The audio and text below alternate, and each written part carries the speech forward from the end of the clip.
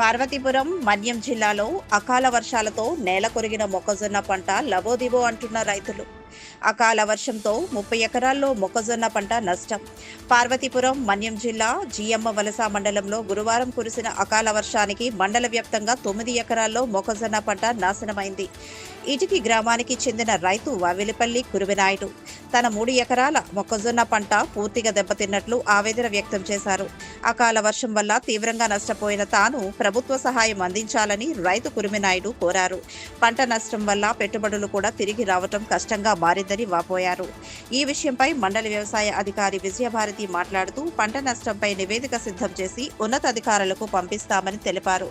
రైతులకు తగిన సహాయం అందేలా చర్యలు తీసుకుంటామని పేర్కొన్నారు. అధికారినండి, మా మండలంలో 923 ఎకరాలు మొక్కజొన్న అనేది సాగు చేయబడుతుంది. దీంట్లో నిన్న పడిన అకాల వర్షాలకు గాను ప్రస్తుతానికి ప్రిలిమినరీ రిపోర్ట్ కింద ఇప్పుడు ఒక 30 ఎకరాలు అనేది రావటం జరిగింది. ఈవినింగ్ అనేది మిగతా మొత్తం మా మండలంలో ఎక్కడైతే మొక్కజొన్న సాగు చేశారో ఆ నివేదిక అంతా తీసుకొని మా పై అధికారులకి మేము సమర్పిస్తామండి. ఓవలపల్లి కురునాయుడు అండి. నేను 3 ఎకరాలు జొన్న వేసాను. నకాలి వర్షం వల్ల మరి నిన్న 5వ టైం అప్పుడు గాలి వర్షం వచ్చింది గాలితో. నాతో పాటు రైతులు కూడా చాలామంది పోనవే.